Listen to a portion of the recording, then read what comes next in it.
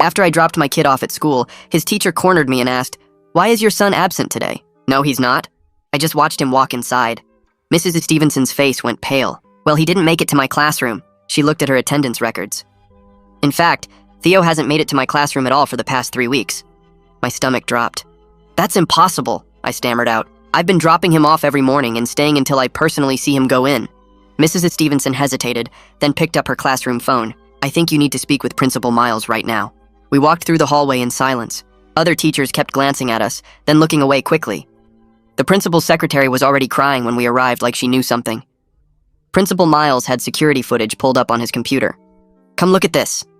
The screen showed the front entrance. There was Theo, scanning his ID badge at 7:46 a.m., walking toward the classroom with his dinosaur backpack. The timestamp read October 24th this morning.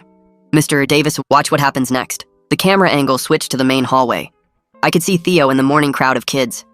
He walked toward his classroom hallway, then suddenly veered left toward the gym. The timestamp showed 7:48 a.m., another camera angle, the gym hallway. Theo pushed through the emergency exit door.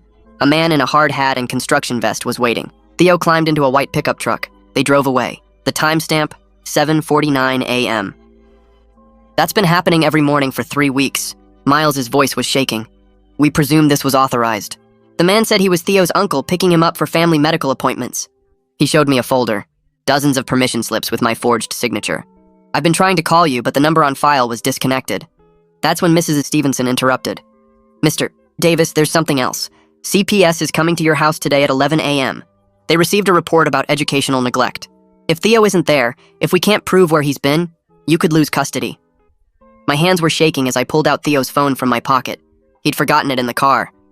The screen lit up with notifications. 47 unread messages. All from Uncle Mike. My blood went cold.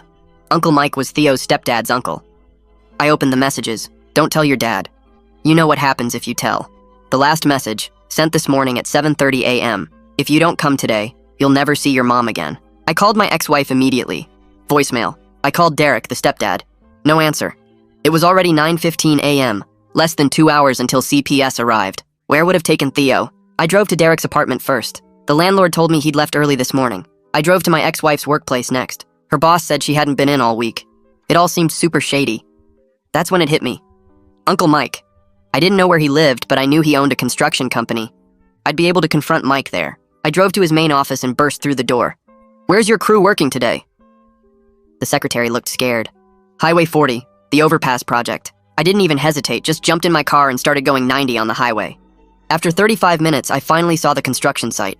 Concrete mixers, bulldozers, the sound of machinery. I parked and ran through the gates, scanning every face, every corner. Looking for Mike so I could ask him what the hell was going on. That's when I saw him, Theo, my 11-year-old son. He was carrying a bag of cement on his small shoulders. His dinosaur backpack was thrown in the dirt. I saw angry red marks on his shoulders. Even worse, there were 5-hour energy drinks in his pocket, the kind that says, "Not for children" on the label. But why was Mike making my son work at a construction site? "Theo!" I called out. He turned and saw me. His face went white. He dropped the cement bag. "Dad?" "What are you doing here?" "I'm here to collect you, buddy." I walked over to him. That's when he said something that made my stomach turn. "But I can't leave Dad. Derek told me you'll be mad at me unless I work." I was still trying to piece it all together when I heard car doors slam shut. My ex-wife's Honda, Derek's truck. They walked over together, my ex-wife already defensive.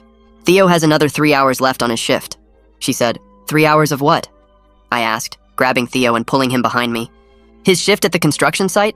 Where you've been keeping him hostage," I yelled. My ex-wife crossed her arms. "He's learning real skills.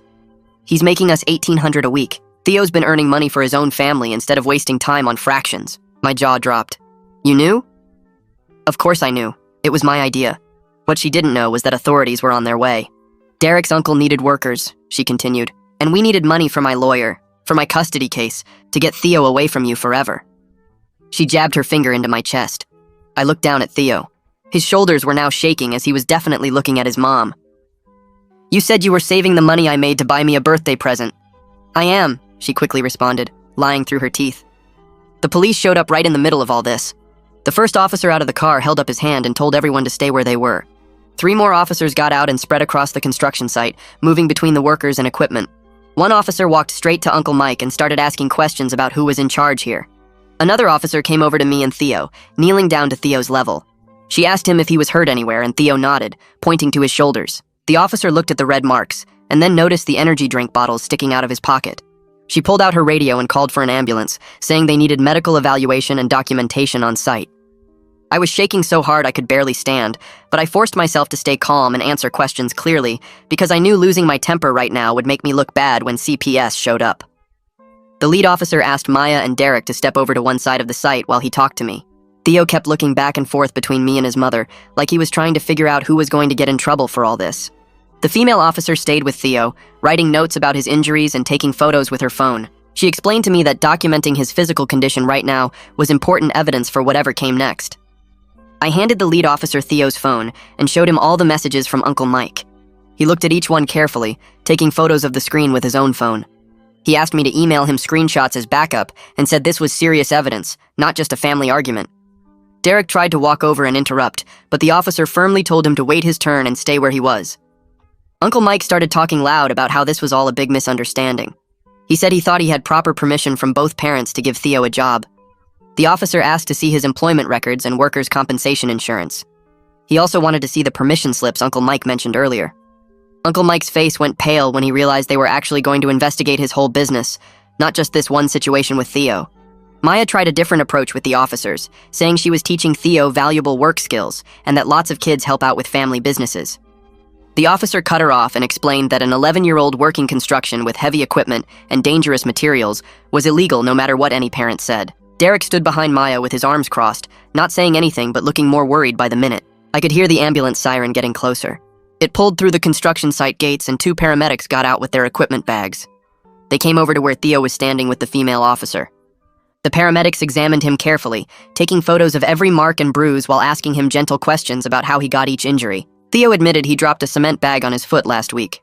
He said his shoulder hurt from carrying heavy loads, but he was told not to complain or he wouldn't get paid. The paramedics looked at each other with serious expressions. They told the officers they wanted to transport Theo to urgent care for a full evaluation and complete documentation.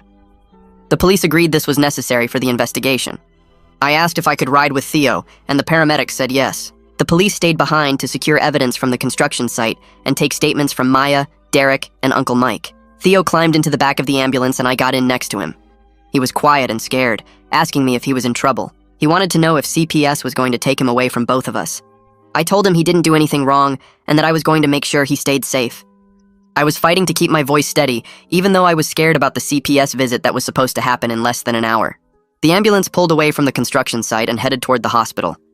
At urgent care, a doctor came in right away and started examining Theo thoroughly. A nurse stood next to the doctor with a camera and a tablet, documenting everything with photos and detailed notes about each injury. They found bruising on Theo's shoulders that matched carrying heavy loads. There were minor burns on his hands from handling materials. The doctor said Theo showed signs of being really tired and dehydrated. She asked Theo about the energy drinks and looked very concerned when he said Derek gave them to him every morning. The doctor explained to me that giving high caffeine products to a child could affect his developing heart and nervous system. While Theo was examined, I stepped into the hallway and called Principal Miles. I explained what happened and that police were now involved. I asked him to contact CPS and let them know this situation had gone way beyond a simple truancy case. Principal Miles sounded shocked but said he would make the call right away. He promised the school would cooperate fully with any investigation. He also apologized for the old contact information that stopped them from reaching me sooner. The urgent care doctor came out and told me she was completing a mandatory reporter form. She said Theo's injuries and the whole situation clearly meant child abuse and endangerment. She explained that this report would go to CPS and law enforcement, adding to all the documentation that was already piling up. I was grateful they were documenting everything so carefully, even though each new form and photograph felt like proof of how badly I had failed to protect my son. A detective walked into the urgent care waiting area about 20 minutes later. He was wearing a dark suit and carrying a leather folder under his arm. He introduced himself as Stanley Price and asked if we could talk privately while the nurses finished with Theo's paperwork. We moved to a small consultation room, and he pulled out a recording device after asking my permission. Detective Price explained that this case involved multiple potential charges, including child labor law violations, child endangerment, forgery, and possibly coercion or threats against a minor. He said the threatening texts alone were serious, but combined with everything else, this was a significant criminal case. I handed over Theo's phone, and he photographed each message carefully before placing the phone in an evidence bag. He asked me to start from the beginning and tell him everything that happened today. I walked him through the morning meeting with Mrs. Stevenson and Principal Miles. I described watching the security footage of Theo being picked up every morning. I explained finding the forged permission slips and the threatening texts from Uncle Mike. Detective Price took detailed notes and asked specific questions about the timeline. He wanted to know exactly who said what at the construction site. I told him about Maya admitting it was her idea and that they needed the money for her custody lawyer. His pen stopped moving when I mentioned that. He looked up and asked me to repeat that part about the custody case and the lawyer fees. I explained that Maya has been fighting for custody for almost a year and that she's been struggling financially. Detective Price nodded and wrote something in his notes that he underlined twice. He asked if I had any previous concerns about Maya and Derek's behavior with Theo. I admitted that Theo had seemed more tired lately and sometimes came home with small bruises, but I thought he was just being clumsy at the school. I told him about the old phone number issue and how the school couldn't reach me to verify anything. Detective Price's phone rang while we were talking. He answered it and listened for about 2 minutes. When he hung up, he looked relieved. He told me that CPS had been notified about the police intervention and was converting today's home visit into an emergency safety planning meeting instead. He explained that having law enforcement already involved actually helped my case because it showed I took immediate protective action once I discovered what was happening. A CPS caseworker named Nayeli Garrison would meet us at my house in about an hour to assess the situation and determine next steps. Detective Price said this was much better than having CPS show up expecting to find an absent child and a negligent parent. He finished taking my statement and said he would be in touch as the investigation progressed. The urgent care doctor came back with a folder full of papers and photographs.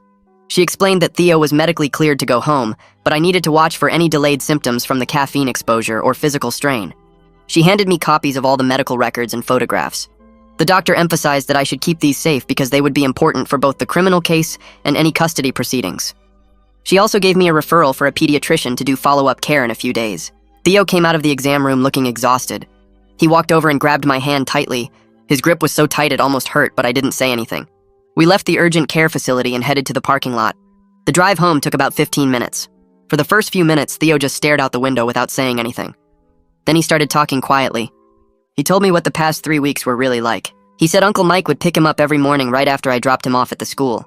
They would drive to different construction sites around the county. Theo described waking up at 5 in the morning because he was so worried about being late.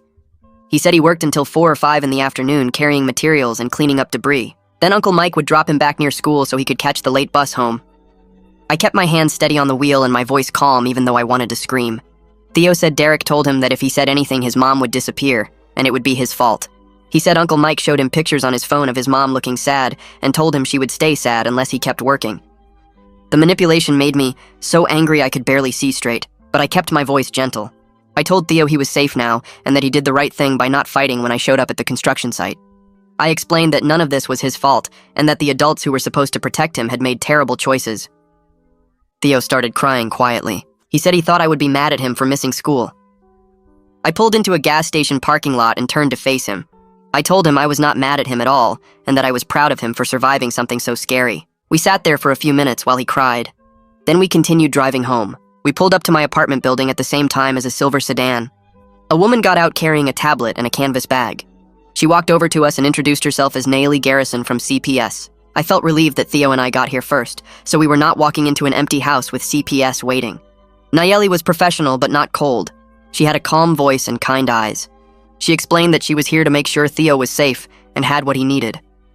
She asked if we could sit down and talk through what happened. I invited her inside while Theo went to wash up and change clothes. My apartment is small but clean. 2 bedrooms, a kitchen with a breakfast bar, and a living room with a couch and TV. Nayeli walked through each room taking notes on her tablet. She checked that Theo had his own bedroom with a bed and dresser. She opened the refrigerator and pantry to see what food we had. She looked at the bathroom to make sure it was clean and had supplies. Then she sat down at the kitchen table and asked me questions about our normal routine. She wanted to know about Theo's school attendance before this incident. I showed her his report cards and attendance records showing he had perfect attendance until 3 weeks ago. She asked about my work schedule and childcare arrangements. I explained that I work second shift at a warehouse and that Theo stays with a neighbor after school until I get home. Nayeli asked to see my pay stubs and lease agreement. I pulled out a folder I keep with all my important documents. She photographed everything with her tablet. She also asked for character references. I gave her the phone numbers for 2 of Theo's previous teachers and our downstairs neighbor who watches him sometimes. Theo came back into the kitchen wearing clean clothes and looking a bit better. Nayeli asked him some gentle questions about how he was feeling and if he felt safe at home with me. Theo nodded and said yes. After about an hour, Nayeli closed her tablet and looked at both of us. She explained that she was creating an emergency safety plan rather than removing Theo from my care. The plan included no contact between Theo and Maya, Derek, or Uncle Mike, except through supervised channels approved by CPS. Theo would need to start therapy to address the trauma. CPS would make unannounced home visits to monitor the situation. Nayeli emphasized that I did the right thing by immediately removing Theo from danger and cooperating with authorities. She said that made a huge difference in her assessment. Before she left, Nayeli pulled out a business card for a child therapy center. She scheduled Theo for an interview at the Child Advocacy Center for tomorrow morning at 9. She explained that this was a child-friendly facility where trained specialists would take his statement about what happened. She said the interview would be recorded and shared with law enforcement and prosecutors, so Theo would not have to testify multiple times. I was allowed to be present in the waiting room, but not during the actual interview. Nayeli said this was standard procedure for cases involving child abuse or exploitation. She packed up her things and reminded me she would be making unannounced visits. Then she left. About an hour later, Detective Price called my cell phone. He said they had secured the construction site and collected extensive evidence. The evidence included work logs, timesheets, vehicle records, and security footage from the site showing Theo working over multiple days. He said Uncle Mike's company records showed several other workers who might be underage, which could expand the investigation significantly. Detective Price also warned me that Maya and Derek had lawyered up quickly.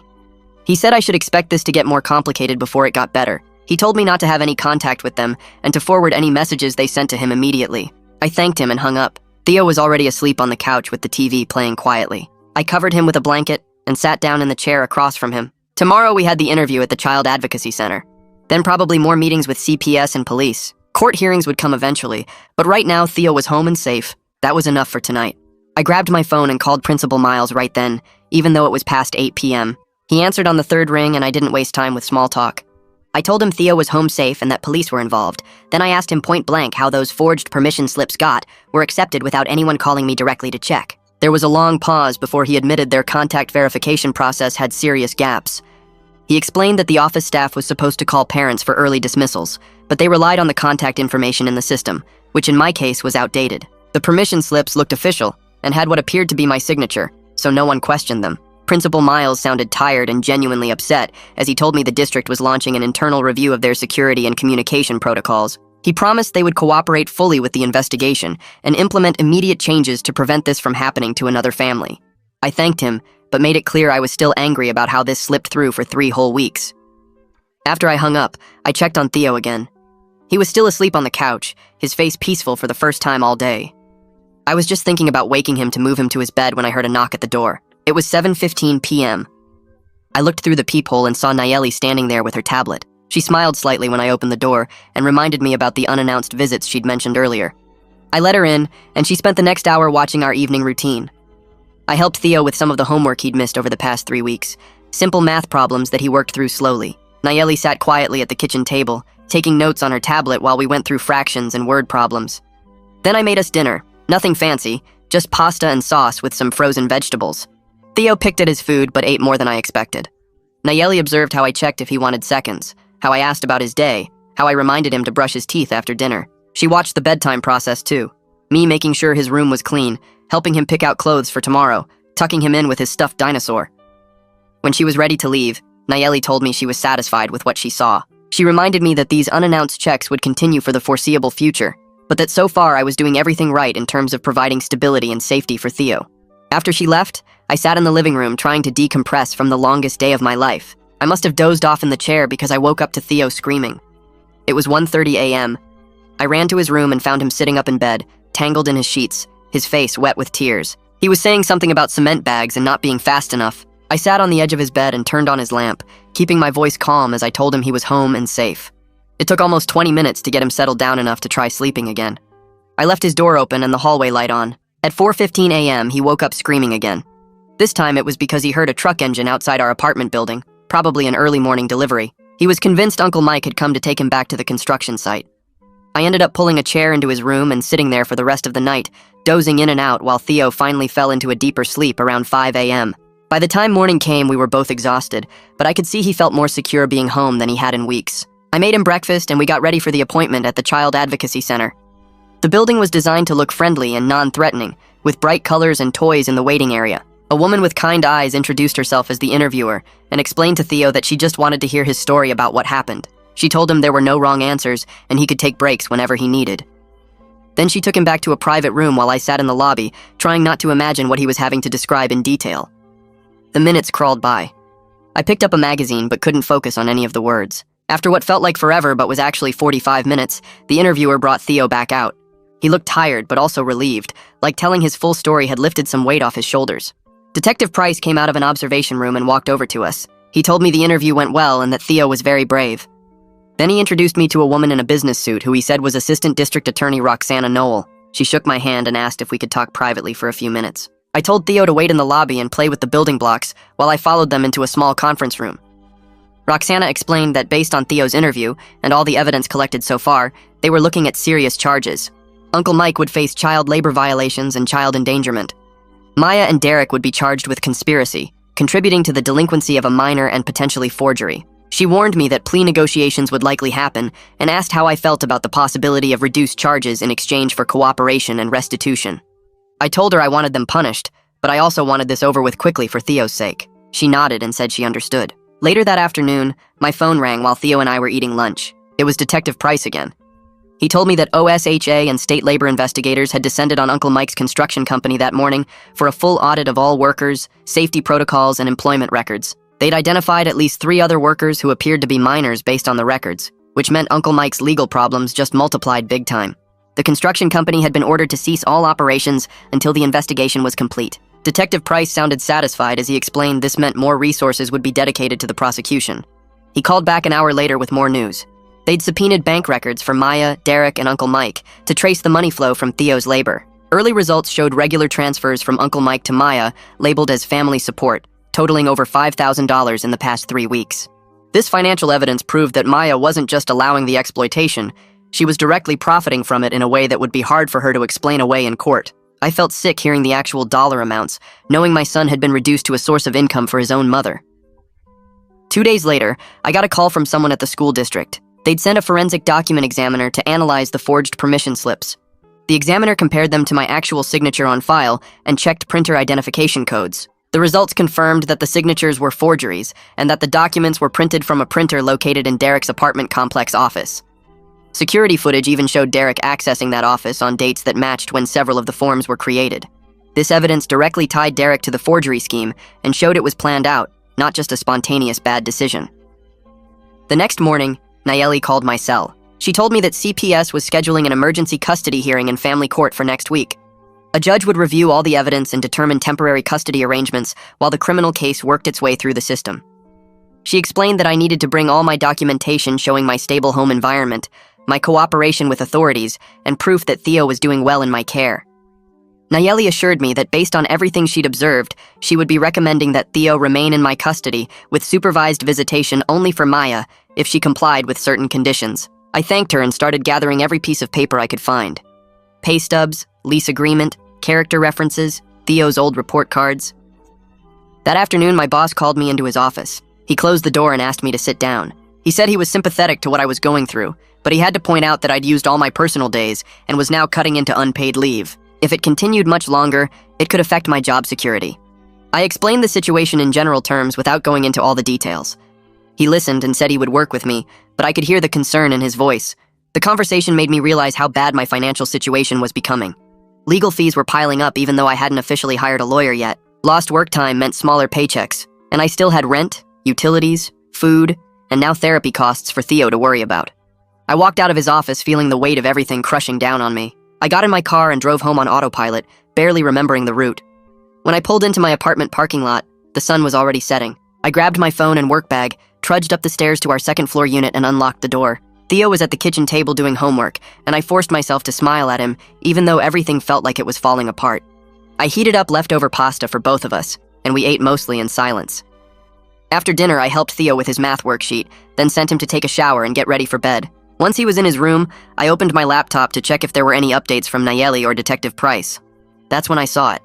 An email from an address I didn't recognize, subject line RE Custody Matter, Hester V. Watkins. My stomach twisted as I opened it. The email was from Maya's attorney, and it was 3 pages of legal language that made my head spin. The main points were clear, though. They were threatening to file a countersuit claiming I had kidnapped Theo from the construction site without proper authority. They said I was alienating Theo from his mother and coaching him to make false statements against her. The email suggested that my actions could be seen as parental interference, and that a judge might view me as the one creating an unsafe environment. It went on to say that if I continued pursuing criminal charges and didn't agree to joint custody, they would present evidence that I was manipulating the situation for custody advantage. The whole thing was designed to scare me, and it was working. My hands were shaking, so bad I could barely control the mouse. I read through it twice, feeling my anger build with each paragraph. They were trying to make me look like the bad guy when Maya was the one who had my son working construction for 3 weeks. I immediately forwarded the email to Detective Price with a short message saying, "I just received this and didn't know what to do." Then I forwarded it to Nayeli with the same message. My phone rang less than 10 minutes later. It was Nayeli. She told me she'd just read the email and wanted me to know that this was actually good news for our case. I asked her how threatening legal action against me could possibly be good news. She explained that desperate attorneys send emails like this when they know their client's position is weak. The fact that Maya's lawyer was resorting to intimidation tactics showed that CPS wasn't falling for any of their excuses. Nayeli said the kidnapping claim was ridiculous because I'm Theo's legal parent and I removed him from immediate danger. She reminded me that law enforcement was already involved by the time I got to that construction site. As for the coaching allegations, she said Theo's statement at the advocacy center was recorded by trained professionals who know how to spot coach testimony. Nayeli explained that supervised visitation was still possible if Maya completed certain requirements. She would need to finish parenting classes, go to counseling, and show that she understood why forcing Theo to work construction was harmful. Nayeli emphasized that family reunification is always the goal when it can be done safely, but safety has to come first. She told me not to respond to the attorney's email and to forward any future communications directly to her and Detective Price. I thanked her and felt slightly better after hanging up. The next morning, I called around looking for a therapist who specialized in childhood trauma. The third place I tried connected me with Sophia Bailey, who had experience working with kids who'd been through exploitation and abuse. I scheduled an intake appointment for that afternoon. When I picked Theo up from the school, I told him we were going to meet with someone who helps kids process difficult experiences. He asked if he was in trouble, and I assured him he wasn't, that this was just someone who could help him feel better about everything that happened. Sophia's office was in a small building near the library. She met us in the waiting room and introduced herself to both of us. She had Theo come back to her office first for an initial meeting while I stayed in the lobby. They were back there for about 40 minutes. When they came out, Theo looked tired but not upset. Sophia asked if I could stay for a few minutes to talk. She sat down across from me in her office and pulled out a notepad. She explained that Theo was showing signs of trauma from what he'd experienced. I should expect nightmares, anxiety, difficulty trusting adults, possible regression in behavior, and challenges with authority figures. She said all of this was normal and didn't mean Theo was permanently damaged. Sophia gave me a handout with strategies for creating safety and predictability at home. Things like consistent routines, clear communication, letting Theo have some control over small decisions, and avoiding surprises when possible. She scheduled twice-weekly sessions for Theo starting the following week. I asked how long therapy might take, and she said it varied by child, but we should plan on at least several months of regular sessions. That evening, while Theo was watching TV, my phone rang from a number I didn't recognize. I answered, and a woman identified herself as a reporter from the local news station. She said she'd heard about a child labor case involving the school district and wanted to interview me about school safety failures and exploitation of minors. I felt panic rise in my chest. I told her I had no comment and hung up. Then I immediately called Detective Price. I asked if there was any way to keep Theo's name out of the media coverage. He said he would work with the prosecutor's office to request that any reporting avoid identifying details about the minor victim. But he warned me that high-profile cases sometimes attract attention, despite everyone's best efforts. He suggested I not answer calls from unknown numbers for a while. 2 days later, I got a call from someone named Hassan Cartwright, who worked in the school district's security office. He said he was heading up a review of student safety protocols and wanted my input as a parent who experienced the system's failures firsthand. I was still angry at the school, but I agreed to meet with him because maybe I could help prevent this from happening to another kid. We met at a coffee shop near the school. Hassan brought a tablet and took notes while I walked him through every gap I'd identified. The outdated contact information that prevented them from reaching me. The fact that permission slips weren't verified directly with parents. The emergency exit doors that didn't trigger any alerts when Theo left through them. The lack of automated notifications when a student scanned in but didn't show up to class. Hassan listened carefully and asked detailed questions about each point. He seemed genuinely committed to fixing the problems rather than just covering for the district. He showed me some of the new protocols they were developing and asked for my feedback. By the end of the meeting, I felt like something positive might actually come from this nightmare. A few days after that, Detective Price called with what he called good news. The phone metadata from Uncle Mike's text to Theo had been fully authenticated by their forensic team. The analysis proved the messages came from Uncle Mike's actual phone, were sent during school hours on multiple days, and contained clear threats that met the legal definition of coercing a minor. He said this evidence made the criminal case much stronger because Uncle Mike couldn't claim someone else sent the messages or that they were taken out of context. The detective explained that having documented threats tied directly to Uncle Mike's phone made it nearly impossible for him to argue this was all just a misunderstanding or a family business arrangement. Meanwhile, Theo was continuing his therapy sessions with Sophia. After his third session, Sophia called me in for a brief update. She said Theo had disclosed some new information that she was required to report. Theo told her that Derek had specifically coached him on what to say if teachers asked about his tiredness or the marks on his body. Derek had told him to say he was helping his stepdad with projects at home and that he was just tired from staying up late playing video games. Sophia filed a mandatory reporter statement about this new information, which she said would add another layer to the conspiracy charges against Derek. Theo had also admitted to Sophia that he started drinking those energy drinks because he was so exhausted he could barely stand up by afternoon. Derek told him it was normal for construction workers to use them to stay alert. Sophia was concerned about the caffeine exposure and asked if I'd noticed any changes in Theo's sleep patterns or behavior during those 3 weeks. I told her he'd been more irritable and had trouble falling asleep, but I'd attributed it to preteen hormones. A few days later, I got a weird message through a mutual friend of Maya's and mine. The friend said Derek wanted me to know that we should work this out between ourselves like adults instead of letting lawyers and courts destroy both our families. The message implied that if I dropped the criminal charges and agreed to joint custody, they would make sure Uncle Mike paid for Theo's therapy, and we could all move forward without more legal drama. I stared at that message for a long time. Part of me was tempted by the idea of avoiding months of court battles and legal fees, but then I remembered Nayeli's warnings about manipulation tactics. I remembered Theo's face when I found him at that construction site. I remembered those threatening texts on his phone. I didn't respond to the message. Instead, I forwarded it to Nayeli the next morning. She called me within an hour. She said I did exactly the right thing by not responding and by documenting the contact attempt. She explained that all communication had to go through official supervised channels from now on, and that any attempts at direct contact needed to be reported immediately. Nayeli said these kinds of messages are often attempts to get victims to drop charges or make statements that can be used against them later in court. She told me that Derek's message actually helped our case because it showed consciousness of guilt. If they really believed they'd done nothing wrong, they wouldn't be trying to negotiate dropping charges. Her guidance helped me stay focused on protecting Theo, rather than taking what seemed like an easy way out. About a week after that, Roxana Knoll called me. She said Uncle Mike's attorney had contacted her office with a settlement offer. Uncle Mike would pay $15,000 into a trust for Theo's future expenses and plead to reduce charges if we agreed not to pursue any civil damages. Roxana warned me that accepting a civil settlement now could hurt the criminal case by making it look like I was more interested in money than justice. She said prosecutors prefer when victims wait until after criminal proceedings are complete before considering civil claims. That way, defense attorneys can't argue that the victim is just trying to get paid. Roxana advised me to reject the offer and wait. She said based on the evidence they had, Uncle Mike was likely going to face serious consequences regardless of any settlement, and we would be in a better position to pursue civil damages after the criminal case concluded. A few days later, Detective Price called with an update on the labor investigation. The state investigators had gone through all of Uncle Mike's employment records and timesheets for the past 6 months. They found documentation showing at least 2 other kids who appeared to be minors working on various job sites. One was a 14-year-old who worked weekends for about 2 months. The other was a 13-year-old who put in shifts during summer break. Neither situation was as bad as what happened to Theo, but the pattern was there in black and white.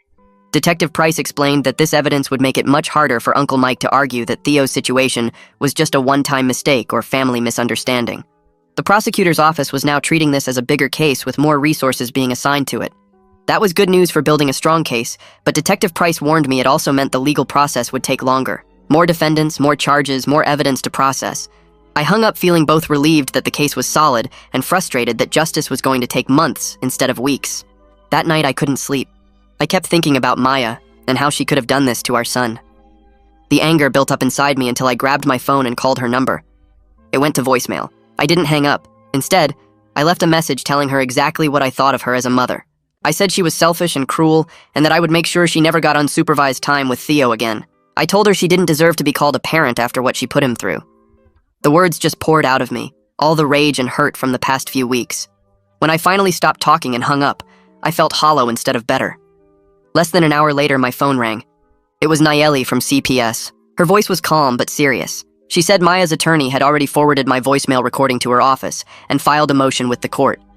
The motion claimed I was violating the no-contact order and trying to turn Theo against his mother. Nayeli asked me to tell her exactly what happened. My stomach dropped as I realized what I had done. I confessed everything before she could hear it from someone else. I told her about the anger and exhaustion and how I just lost control for a few minutes. Nayeli listened without interrupting. When I finished, she let out a long breath. She said she was disappointed but not really surprised. She explained that parents in these high-stress situations often make impulsive choices that end up hurting their own cases. The good news was that I had reported it myself before she heard it from the other side. That honesty would be documented and would help, but she warned me in very clear terms that I needed to be perfect from now on. Every single mistake would be used against me by Maya's attorney. No more phone calls, no more messages, no contact at all except through official channels. I promised I would follow the rules exactly. After we hung up, I sat there feeling like an idiot. I had just handed Maya's lawyer ammunition to use against me. The next morning, I called a family law attorney that a coworker had recommended. I explained the situation and asked for advice on how to handle communication and documentation going forward. The attorney spent an hour coaching me on proper tone, what to document and how, and strategies for avoiding giving the other side anything they could twist against me. It cost me $200 I didn't really have, but I left feeling more prepared. A week later, the school district held an evening meeting about their new safety protocols. Hassan Cartwright from the district security office presented the changes they were putting in place. The new system included biometric check-in verification, so kids couldn't just scan someone else's badge. Parents would get automated text alerts anytime their child was marked absent or left school early. Every emergency exit would be connected to alarms that triggered immediate staff response. The district was also requiring quarterly contact information verification with actual penalties for schools that didn't keep current records. Hassan went through each protocol in detail, explaining how it would work and what problems it was designed to prevent. Then he did something unexpected. He asked me directly to review the protocols and give feedback from a parent's perspective. I was impressed by how thorough everything was. More than that, I appreciated being included in the solution, instead of just being treated like a victim of the system's failure. I gave him several suggestions about parent notification timing and backup contact methods. Hassan took notes on everything I said and promised to incorporate the feedback. Walking out of that meeting, I felt like my anger at the school was finally turning into something useful. That same week, Sophia Bailey asked to meet with me separately from Theo's regular therapy sessions. She wanted to educate me about trauma responses and what to expect in the coming months. We sat in her office while she explained that Theo's nightmares and anxiety were completely normal reactions to what he had been through. She said recovery wouldn't be a straight line. He would have good days and then sudden setbacks. There might be triggers we didn't expect, like certain sounds or smells that reminded him of the construction site. Sophia taught me specific grounding techniques to use when Theo started to panic. She showed me how to help him focus on his breathing and identify things he could see, hear, and touch in the present moment. She emphasized the importance of maintaining consistent routines at home because predictability creates a sense of safety. Then she went over warning signs that would indicate Theo needed additional support, like withdrawal from activities he used to enjoy or talk about hurting himself. Her calm expertise made me feel less helpless. For the first time since this started, I had actual tools to help my son instead of just watching him struggle. A few days after that, Detective Price called with news about the forensic analysis of those forged permission slips. The document examiners had finished their work. The printer identification codes embedded in the documents matched a specific printer in the business office at Derek's apartment complex. Even better, the apartment complex had security footage of the office area. The footage showed Derek going into that office on 3 separate dates that lined up exactly with when several of the permission slips were created. This physical evidence directly connected Derek to the forgery scheme. It proved that this wasn't just Maya's idea or something that happened without planning. Derek had actively participated in creating fake documents with my signature. Detective Price said this evidence made Derek's legal position much worse. His attorney had been trying to paint him as someone who just went along with his girlfriend's bad judgment, but now there was proof he had taken specific actions to deceive the school. The bank records analysis came back around the same time. Investigators had traced every dollar that moved between Uncle Mike, Maya, and Derek. The records showed that Maya received over $5,000 from Uncle Mike during the 3 weeks Theo worked. Every single transfer happened within a day or two of Theo working a shift. But here's what really stood out. Maya didn't keep any of that money. She immediately transferred it to her attorney's retainer account or used it to pay rent she owed on her apartment. Detective Price explained that this showed financial desperation was a major reason behind her choices. She was facing eviction and couldn't afford her custody lawyer without that money. Understanding her financial situation made me see her actions differently. Not as pure evil, but as desperation mixed with manipulation and terrible judgment. I was still furious about what she put Theo through, but now I could see the whole picture of how she got there. That didn't excuse anything, but it made it more complicated than just calling her a monster. Detective Price called again a few days later with a warning. Uncle Mike had been making angry statements to his neighbors about me. He was telling people I had ruined his business and cost him everything. Detective Price recommended I stay alert for any potential retaliation. He told me to document any suspicious activity around my home or workplace, vary my daily routine slightly, and report any contact attempts immediately. Nayeli updated our safety plan to include these precautions. She also contacted Theo's school directly to make absolutely sure they understood that only I was authorized to pick him up. No exceptions, no matter what story anyone told. About 5 weeks after I found Theo at that construction site, Maya's attorney filed a formal request with CPS for a supervised visitation session. The request argued that maintaining the mother-child relationship was important even while the criminal case moved forward. Nayeli called to discuss it with me. She explained that supervised visits at a CPS facility could actually be good for Theo if handled the right way. It would let him see that his mother was okay while keeping clear safety boundaries in place. A trained supervisor would be in the room the whole time. I could be in the building, but not in the same room. Nayeli thought it might help Theo process some of his conflicted feelings about his mom. I didn't want to agree. Part of me wanted to keep Maya away from Theo completely, but Nayeli pointed out that courts almost always allow some kind of supervised contact unless there's immediate physical danger. Fighting it now might make me look unreasonable later. I finally agreed to one trial visit for 1 hour with a CPS supervisor present. The visit happened on a Tuesday afternoon at a CPS family visitation room. The room was set up to look friendly with toys and comfortable chairs, but there were cameras in every corner. Nayeli was the supervisor. She sat in a chair near the door with a clipboard. Maya arrived right on time. Her eyes were red like she'd been crying. She hugged Theo as soon as she saw him. Theo stood stiff in her arms, not really hugging back. Maya told him she loved him and that she had made bad choices. She said she was sorry for what happened. But when Nayeli asked her to specifically explain what she did wrong, Maya's answer was all about financial pressure and how Derek had influenced her decisions. She talked about being desperate and scared of losing her apartment. She never quite said the words that she had put Theo in danger or exploited him for money. Theo sat quietly on the couch the whole time. He answered questions with 1 or 2 words. He didn't smile. He didn't relax. When the hour was up, he practically ran to me in the waiting room. In the car on the way home, I asked him how he felt about the visit. He said he didn't want to do it again right now. Maybe later, but not now. I told him that was completely okay, and that he got to have a say in how often he saw his mom. Nayeli wrote up her observation report that night. She noted that Maya showed concern for Theo and expressed regret, but hadn't yet taken full accountability for her specific actions. She wrote that Theo was uncomfortable throughout the visit and clearly wasn't ready for regular contact yet. The report recommended continuing with supervised visits, but not increasing the frequency until Theo showed more willingness and Maya demonstrated better understanding of the harm she caused. 2 days after that visit, Roxana called me at work. She said plea negotiations were starting for all 3 defendants. Uncle Mike's attorney was willing to have him plead to child labor violations and pay big fines and money to make up for what he did in exchange for avoiding jail time. Derek's attorney was pushing for a deal with probation, counseling, and paying money back, but no felony on his record. Maya's attorney was arguing for a suspended sentence with parenting classes and getting supervised visits back. Roxana asked what outcomes would feel like justice to me while being realistic about what courts usually order. I told her I wanted them to face real consequences, not just a slap on the wrist. But I also knew courts don't always give harsh sentences to first-time offenders who plead guilty. Roxana said she would push for the strongest terms possible while being practical about what a judge would actually approve. 3 days later, the emergency custody hearing started in family court. Both sides had their attorneys and evidence ready. I sat at a table with my attorney while Maya sat across the room with hers. The judge asked me to testify first about what happened. I walked up to the witness stand and put my hand on the Bible. Then I told the judge everything about discovering Theo at the construction site that morning. I described the angry red marks on his shoulders and the energy drinks in his pocket. I explained how I immediately took him to urgent care and cooperated with police and CPS. I talked about the threatening texts on Theo's phone from Uncle Mike.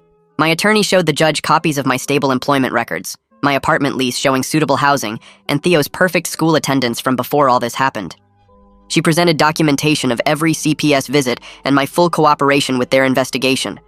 I felt nervous the whole time, but I kept my answers clear and direct. After I finished, Nayeli took the stand. She testified about her home visits to my apartment and her assessment that Theo was doing well in my care. She described seeing our normal routines, checking that Theo had his own bedroom and adequate food, and observing how I helped him with homework and bedtime. Nayeli told the judge about the emergency safety plan she created and how I followed every requirement without complaint. She noted the unannounced visits she made and how the home environment stayed consistently safe and stable. Her testimony was professional and detailed. She had notes from every visit and specific examples of Theo's well-being. Then Maya's attorney stood up and started arguing her side. He said Maya was trying to teach Theo work ethic in a family business context. He claimed her financial hardship led to poor judgment rather than mean intentions. The attorney talked about how Maya had completed intake for parenting classes and started counseling. He requested shared custody with a slow transition back to Maya having more time with Theo. He emphasized that Maya loved her son and made mistakes under pressure. I had to sit there quietly while Maya's attorney made it sound like I was overreacting and using this incident to gain custody advantage. He suggested I was keeping Theo away from his mother unfairly. My hands gripped the edge of the table. My attorney leaned over and whispered that the judge would see through the spin. She told me to stay calm and let the evidence speak. When it was time for CPS testimony again, Nayeli returned to the stand. This part felt really important. She stated clearly that Theo had been subjected to dangerous working conditions at a construction site. She described how he was threatened to keep the secret and showed signs of trauma from the whole experience. Nayeli explained the nightmares, the anxiety, and the panic he felt. She recommended that I keep sole physical custody of Theo. She said supervised visitation for Maya should only happen if Maya completed parenting classes and individual counseling about her judgment and boundaries. Nayeli emphasized that Maya needed to show real understanding of child safety before getting more access to Theo. Her testimony was balanced but firm. She wasn't trying to punish Maya forever, but she made it clear that Theo's safety had to come first. The school district submitted a written report to the court. Hassan took the stand to talk about it. He acknowledged that the school had process failures that let Theo get removed from campus repeatedly without proper parent notification. Hassan testified about the new protocols being put in place. He described the biometric check-in system, the emergency exit alarms, and the automated parent alerts. He took responsibility for the gaps that helped this situation happen. Hassan was honest that the school should have caught this sooner. While this didn't excuse what Maya and Derek did, it showed the judge that multiple system failures occurred and people were working to fix them. Sophia provided a written assessment about Theo's trauma symptoms and treatment needs. The judge read through her letter carefully. Sophia's report outlined that Theo was experiencing anxiety, nightmares, and trust issues that matched what happens to kids who get coerced and exploited. She wrote that his recovery needed stability, consistent routines, and continued therapy twice a week. Sophia recommended against any custody changes during his acute treatment phase. She suggested that visitation with Maya should be slow and based on Theo's comfort level. The judge asked a few questions about the assessment, and Sophia answered them clearly. She explained that forcing contact before Theo was ready could make his trauma worse. After all the testimony and evidence, the judge took a 15-minute break to review everything. Those 15 minutes felt like hours. I sat there trying not to think about what would happen if the judge gave Maya shared custody. When the judge came back, everyone stood up. The judge issued a ruling granting me temporary sole physical custody of Theo. Legal custody would stay shared for now, meaning we both still had say in major decisions. But Theo would live with me full-time. Maya got supervised visitation 2 hours per week at a CPS facility. The visits depended on her enrolling in and actually attending parenting classes and individual counseling. The judge ordered a review hearing in 3 months to check on progress and think about expanding visitation. I felt relieved, but I also knew this was just temporary. The permanent custody decision would come later after seeing how everything went. On the criminal side, things moved faster. Derek and Uncle Mike got arrested and formally charged based on all the evidence. Derek faced charges of conspiracy to commit child labor violations, contributing to the delinquency of a minor, forgery, and child endangerment. Uncle Mike faced multiple counts of child labor violations, child endangerment, and coercion. The police took them both in for booking and processing. They each got released on bond with strict conditions. The conditions included no contact with Theo or me at all. No phone calls, no messages, no showing up anywhere near us. Detective Price called to tell me about the arrests and said both men looked pretty shaken up when they realized how serious this was. Over the next 2 weeks, the plea negotiations got more intense. All 3 defendants started to understand they were facing trial with really strong evidence against them. Uncle Mike's attorney worked out a deal first. Uncle Mike agreed to plead no contest to child labor violations and child endangerment.